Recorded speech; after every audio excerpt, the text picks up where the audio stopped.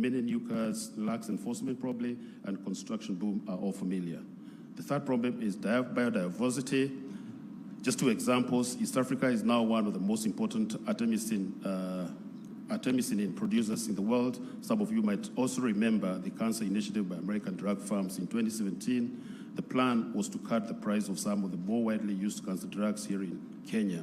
It is worth noting that one of those drugs, vinblastine, was produced from a plant native to Madagascar, the Madagascar periwinkle, which also grows right here in Kenya. We see illegal logging almost every day. We see encroachment into reserves. We see the land that had been set aside for research being put to use, growing crops.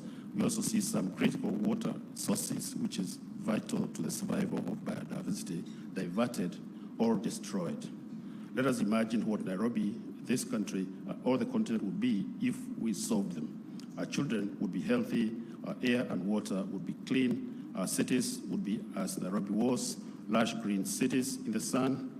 Every so often, the trees and plants we had saved would give us new cures for our diseases.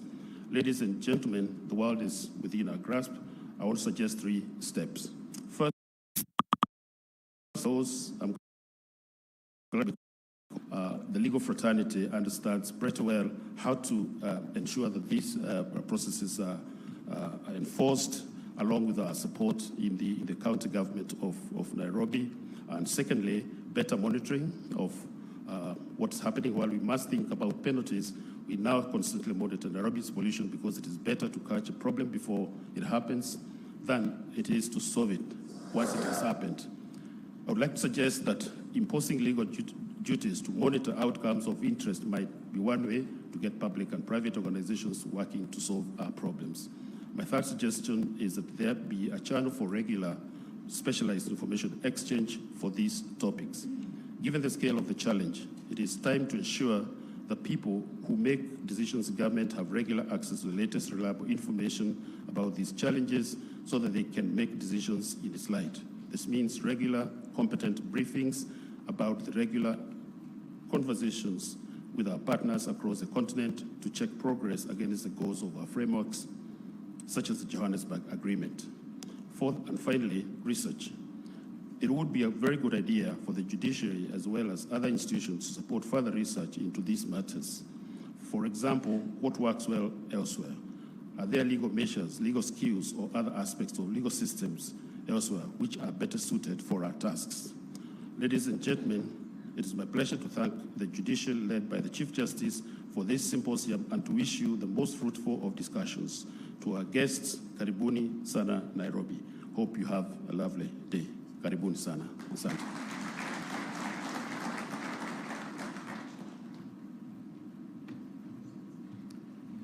Your Excellency, sir, I would like to now call upon the Chief Registrar of the Judiciary, Madam Anne Amadi, to now guide us with the rest of the program. Welcome.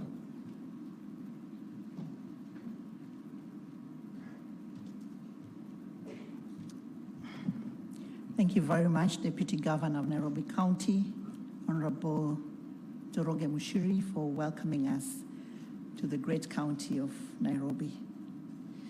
Your Excellency, Dr. William Ruto, President and Commander-in-Chief of the Kenya Defense Forces, Honorable Justice Martha Koome, Chief Justice and President of the Supreme Court of Kenya, visiting Chief Justices and heads of delegations, distinguished delegates, ladies and gentlemen, allow me to adopt the protocols as has been established by the MC this morning.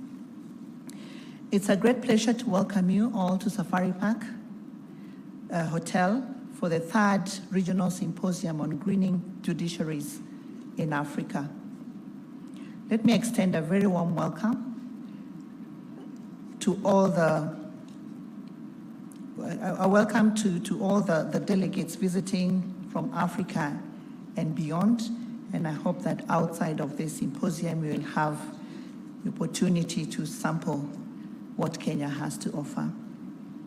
Your Excellency, this is an exciting day for us as we host more than 300 delegates, most of whom have traveled from across the continent to hold discussions on the role of the judiciaries of Africa in safeguarding our environment for the present and future generations.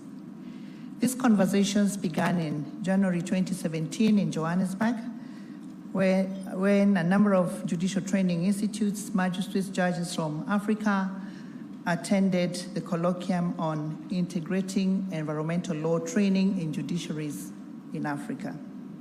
The colloquium was organized with the support of the United Nations Environment Programme, UNEP, in collaboration with the South African Judicial Institute.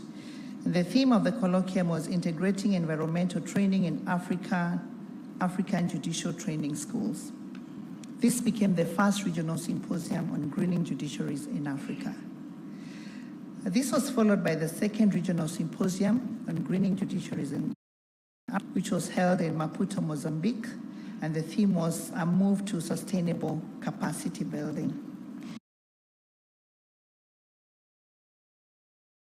In 2020, to see Honorable Justice Maraga, who made that commitment back then.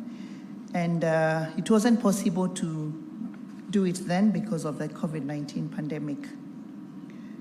We are today very proud as a Kenyan judiciary and honored to host the third regional symposium on greening judiciaries in Africa.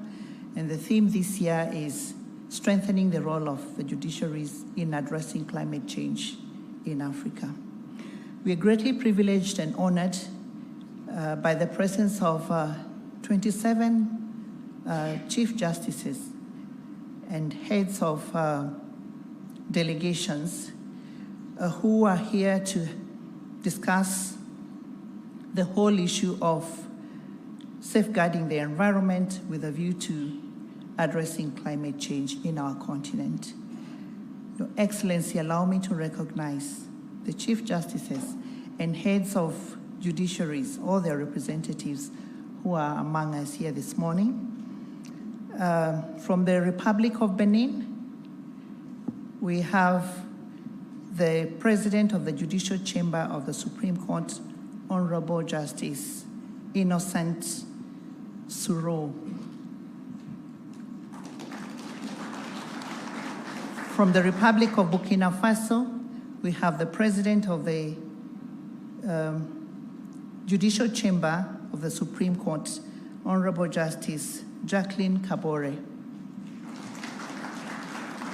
From the Republic of Burundi, we have the Chief Justice, Honorable Justice Emmanuel Geretse.